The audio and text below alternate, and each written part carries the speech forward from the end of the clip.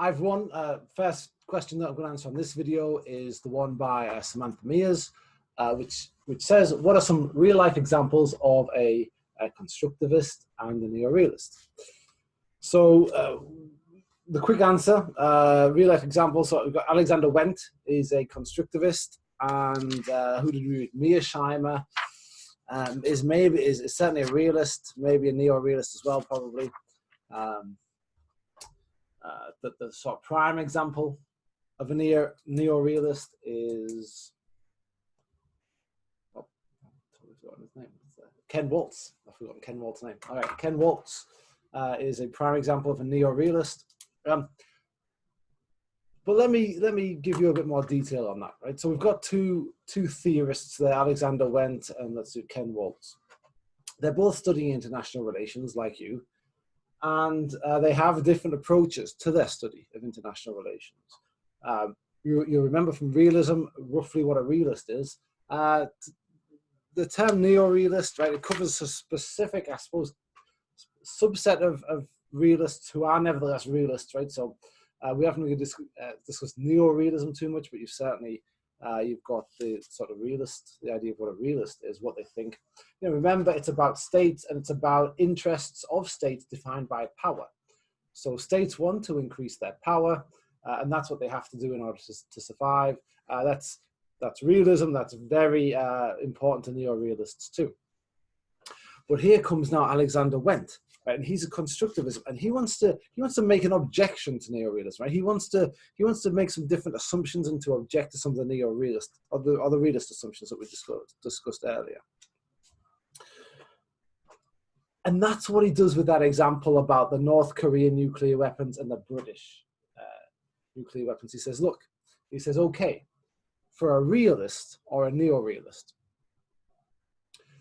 the thing that determines the structure in the international system is the balance of capabilities, right? We talked about power. Capabilities is just, I think material capabilities is one specific aspect of power that realists, I think, start with, that we talked about way back when we talked about realism. And it's, you know, shorthand for that, a shorthand way to think of it is, you know, who's got the most tanks, who's got the most battleships or aircraft carrier probably, who's got the most aircraft carriers, who's got the most fighter jets, who's got the most nuclear weapons, right? That's the balance of nuclear capabilities, right? So we saw during the Cold War, the United States and the Soviet Union had the biggest militaries, right? The biggest stockpiles of nuclear weapons and that sort of thing. So for realists, that's what determines the structure. That's what, you know, superpower comes from that sort of whole realist idea of how the world works. Alexander Wendt, as a constructivist, wants to add a couple of other things to it. He says, yep, fair enough. That's important.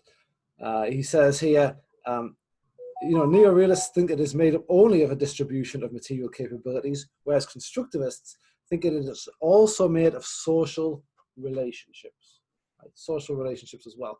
And that's where this example comes in of North Korea and Britain. Yes, North Korea has nuclear weapons. Yes, Great Britain has nuclear weapons. What if the British had 500 and North Korea had 5? Well, because of the social relationships involved, then we're going to be more afraid of North Korea's 5 than we are of Britain's 500 if we're the United States. Right? And the reason behind that is that the British are friends and the North Koreans are enemies. And that gets me into, I saw another question, Jessica Vincent has a question related to that. But that's, that hopefully, there's an example of a neo-realist and a constructivist. There's the main difference between them in terms of a theoretical approach. Neo-realists or realists generally say, we don't really care about any of the social relationships. That's all superstructure, right? That's all just fluff on the top. We like to think of things in those terms because we're people, but really that's not what matters. Really what matters is power, right? It's the balance of power, is material capabilities. How many soldiers have you got? That's what matters, right? How many bombs have you got? That's what matters. Constructivists say no, because one nuclear weapon, it means something different depending if it's a North Korean one or a British one. And because it means something different, that means that there's something else at play here, right? And it's the social relationships. So that's in a simple, in a nutshell, the difference between constructivism and neorealism, and that's the point that the main point that Alexander Wendt is trying to make. Okay. So we'll move from there to Jessica Vincent's question, which asks us basically to go a little bit deeper into what we've already said. So that's handy. So Wendt injects the amity-enmity complex of social relationships as the basis of sovereignty. I didn't quite understand the basis of sovereignty. In fact, I think that's a slight mistake there. You might be able to explain what you're thinking there in terms of sovereignty. I didn't see the word in here. I don't read it in terms of sovereignty. I think what he's getting at, I think I'd just like to change that one word if you don't mind. He doesn't think of it as the basis of sovereignty, although it probably is the basis of sovereignty, but that's not what he's talking about. I don't see it, at least, that he's talking about that. You would have had to explain that a little bit more to me. But what I see, it's the basis of the international system. Because remember, he's, in other iterations of this class, I've given another reading on this as well, but he references back to that other reading. It's anarchy is what states make of it. Remember, for realists and for liberals, right, the international system is anarchic. Right? It has a structure that is an anarchic structure. There's no government to it, right? And it's that structure for realists that leads to war and conflict. For liberals also accept that it can lead to war and conflict. They think we can overcome that by giving some, if not world government, right, which would be fairly extreme liberal, then at least some international organizations like the UN and those sorts of organizations that bring states together and things like international law and that sort of thing. Right? So, and that mitigates the anarchy, right? That makes it so anarchy doesn't lead us to war all the time. All right, but they basically, both liberals and realists will accept that sort of an assumption, right? That there is an anarchic world system, and that means something, that leads to war. What constructivists want to say, what Alexander Wendt is saying here is, actually, it doesn't necessarily lead to war, right? Because what if we were all friends? And of course, realists say that's silly. Even liberals say, well, we could be friends, but we've got to build that up over time through institutions, through participation in institutions. So constructivists are adding something extra. What they're adding is the shared understandings, the expectations. If I expect that the international system is in a state of anarchy, if I accept that it's in a state of anarchy and I expect that will lead to war, then that's what might well happen, right? Because I'm ready for it, I'm preparing for it. I think I mentioned this in another video too, but Donald Trump, he says, we're going to, yes, it's peaceful, and the way that I'm going to stay peaceful is by building up a lot more military, becoming stronger and stronger and stronger, so nobody dare even come near to us, right? That might work, right? Think about this in a constructivist way, right? That might work if other states around are able to see that and see, the United States, one, if they're able to see the United States as a sort of a beneficent force in the world, just going around doing good, and that's a social relationship. That's a social construction, right? Of the United States as a benefactor in the world, right? And if they see it like that, then they won't mind the United States becoming stronger and building up military. But they could see that same material fact. They could see it in a different way. They could see it as threatening. They could say the United States is already very strong and it's becoming stronger. What is she planning, right? Why does she need all of these aircraft carriers, right? And fighter jets and fighter bombers all over the world? What's that about? Right? Why does she have all these military bases all over? Right? Now, this is the same social fact, right? It's the same material fact that the United States is powerful, right? And has bases all over the world. But it could be seen in two different ways. And that's the thing that Alexander Wendt wants to get at. That, for him, is the important part of international relations. It's not who has how many guns, it's not who has how many bases where, but it's about ideas. He says this exactly here, right? He says ideas. He says, what I want to say is that, I'm paraphrasing him. Oh yeah, here it is. In some, social structures are real and objective, not just talk, but right. But this objectivity depends on shared knowledge. And in that sense, social life is ideas all the way down. It's all about ideas. So a constructivist is going to say, if you're going to study international relations, don't bother counting the tanks. Don't bother looking at interests defined as power. Look at ideas. We should look at the ideas that people hold, the common ideas that the states hold about one another. Okay, now that's not without problems, right? Because are any ideas completely common, right, amongst the whole world? I think few, if any, are. But these ideas that are out there, sovereignty is one of these ideas that's out there. It's one of these social constructs, absolutely. And so, you know, part of your question, right? But which definition of sovereignty exemplifies his argument? Right. That's kind of his point, right? Is that sovereignty is a social construction that's being defined, perhaps even slightly differently depending on where you are.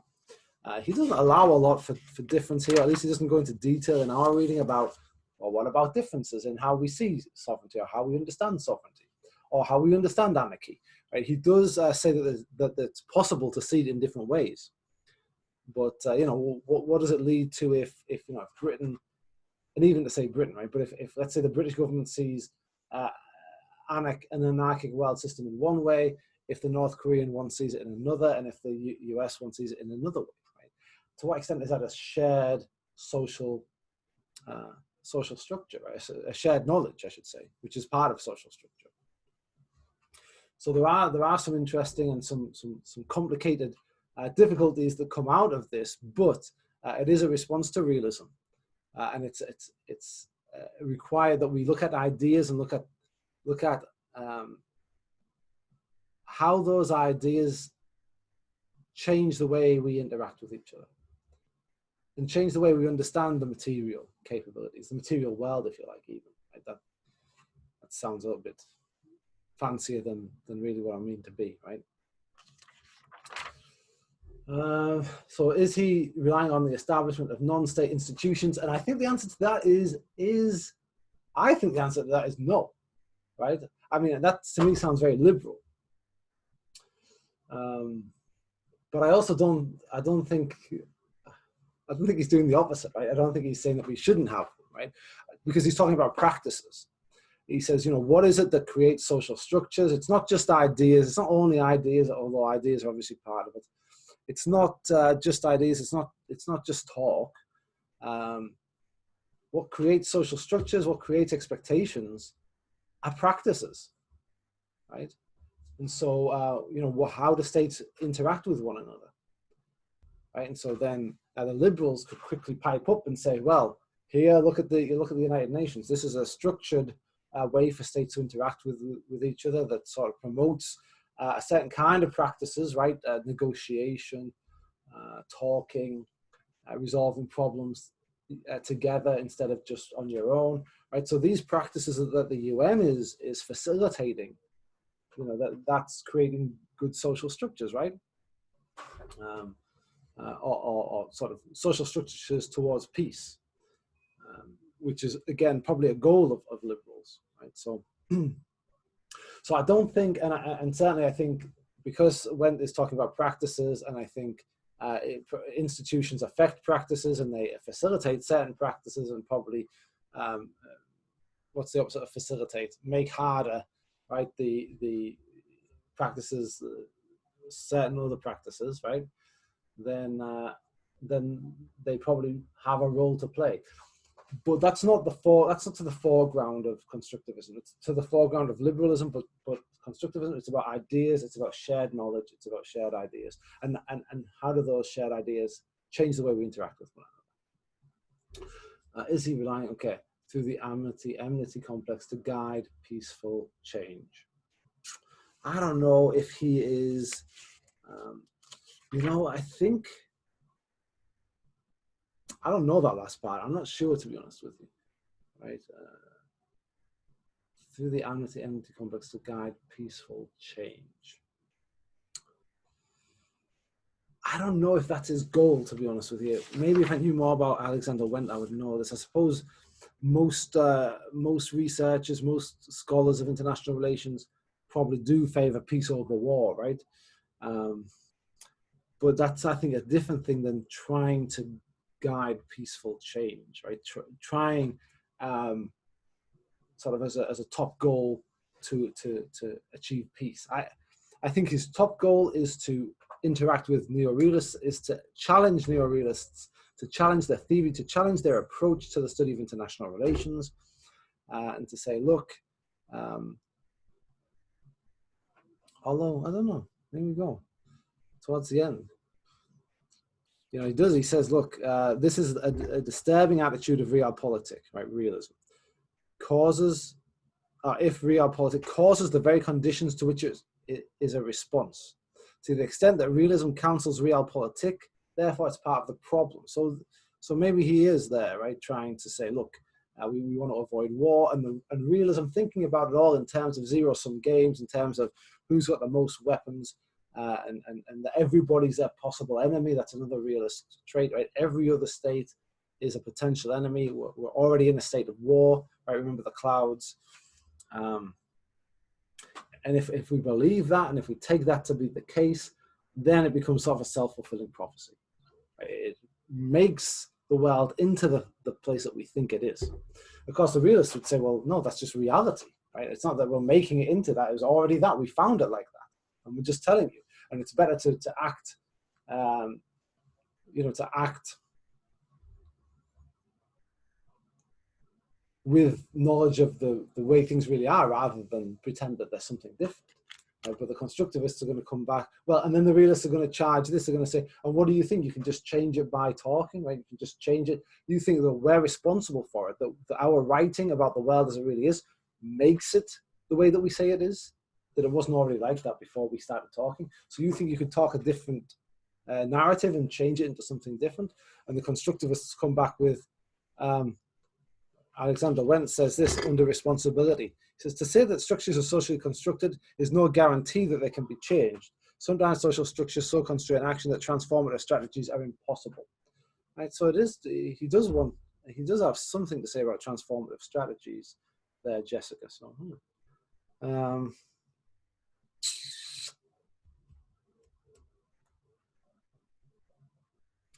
but he says, neo-realists think there's a little slack in the system, and the states deviate from power politics and get punished or killed by the logic of anarchy. Institutionalists, right, the liberals, think such dangers have been greatly reduced by institutions such as sovereignty and the democratic peace. There you go, sovereignty. And there is therefore more possibility for peaceful change. That's the liberals he's talking about there, right? So again, liberalism, yeah, peaceful change. The example of Gorbachev is instructive in this respect.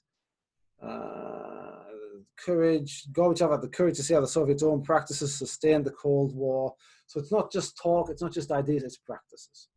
Right? If we change the way we interact with the Soviet Union, these days we might say, right, if we change the way we act again with Iran, right? If we change we don't put sanctions on them and punish them every time they step out of line, right? Those are practices.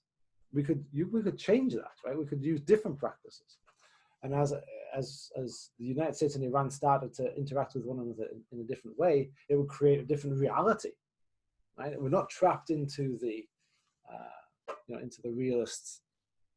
If we don't punish them, if we don't put sanctions on them, if we don't stop them from getting a nuclear weapon, then, we're not going to survive, or our allies are not going to survive, or something like that. If we act like that, we'll make that happen.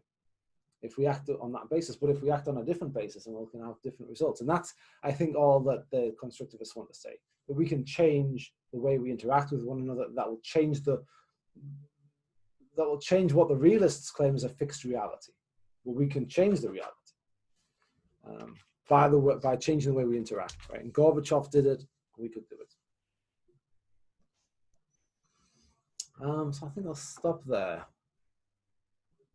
Although, no, let me do Daniel Green, because his was a very good question too. Wendt examines international politics through a sociological perspective. He views international politics in terms of relationships and uses the factors of a relationship, such as tangible objects, nature of the relationship and social structure.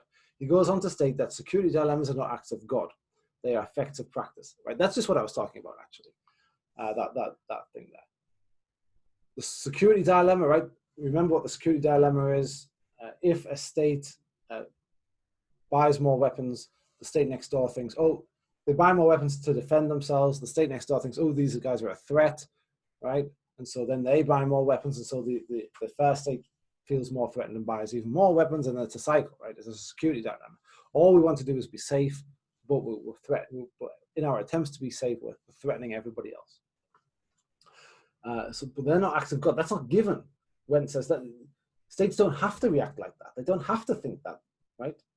And in fact, maybe the Canada-United States example shows that, look, despite the fact that the United States spends a whole lot on military equipment, Canada doesn't feel threatened or feel the need because they're friends, right? And that's what Wendt wants to say there. Anyway, Wendt continues on to state that the nature of that dilemma makes it the problematic situation that it is. Actually, I think this is a great question, but I think that's a bit of a misstep there. Continues on, unless you would have to show me that in the text, because that seems odd that it would say that.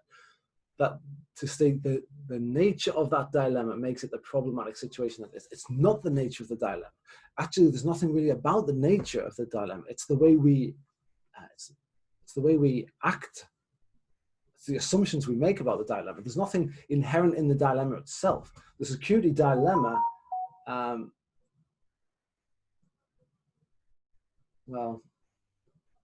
the security dilemma itself doesn't have to exist, right? There's nothing natural about it. I think that's what he wants to say. When he says they're not acts of God, he wants to say that there's nothing natural about it. What practices, policies, or social action could influence this security dilemma? Okay, great. Which I think I might have already answered inadvertently, right? That, yeah, what if Canada just didn't feel threatened when the United States starts to build up its weapons? What if Canada trusted the United States when the United States says, no, don't worry, we're not getting ready to invade your country, right? Same to Mexico, right, next door. What if the United States said that and Canada and Mexico just believed them, right? That would be a practice, right? One, for the United States to explain themselves, and two, for the others to accept that as an explanation. Realists say, no, you can't ever do that. You can't trust them because then they're going to have the power to do what they want to you, right? They can invade you, take you over, right? And remember, the liberals say that doesn't matter. And Norman Angell says it's pointless, right? So if we believed in what Norman Angell says, right, the Canadians would say, hey, it's pointless. Let them come. Let them bring all their troops over here if that's what they want to do, because they'll never change our Canadian way of life, which is already so close, surely, to the American way of life. But even if it's China, right? If we go wholeheartedly in with Norman Angell, of course, what Norman Angell is saying is, China, don't invade and take over the United States because you can't change the United States ever. But what if the Americans took that and said, look, there's no point in having any kind of, and this is extreme, right? But it's Norman Angell says it, right? I'm only, I think, logically a couple of steps from Norman Angell. The United States says, right, well, we don't need a military to defend our shores, because even if the Chinese sent all their military over, even if they took over our society, we'd still ultimately, they wouldn't get any richer, we wouldn't get any poorer. Remember, that's what Norman Angell says. And so if that's what they want, if that's where they want to move around the place and they want to move that way and move their guns and stuff over here, they want to take over, well, let's see that. They can never change the American way of life. We'll still speak English and Spanish, we'll still watch the football. We'll still work in the same jobs. We'll still lead the world in technology applications, and we'll still, all those things will still be true. We won't notice. We'll still go fishing. Nothing will change, right? I was fishing this morning, earlier on today. So yeah, what's the point? Now, if they acted on that idea, right, and had that as the practice, then the security dilemma wouldn't exist, right? It wouldn't be in effect. And you can say, coming back from the fantasy a little bit, you can say, look, Canada and Mexico, that's maybe proof of that. Right? The Canadians are not threatened by the United States. So those are some maybe practices, policies, or social action that could influence the security dilemma. What type of government is most conducive to responding to security threats? So it's quite a big question. It seems as though anything and everything has the potential to be used as a motivating factor for influencing the nature of a security threat, but the format of the government is the deciding factor. Okay. Like I said, I quite like that question, Daniel. Thank you for it. But I am going to end the video there. The top three, then I think we did. So I'm going to stop there.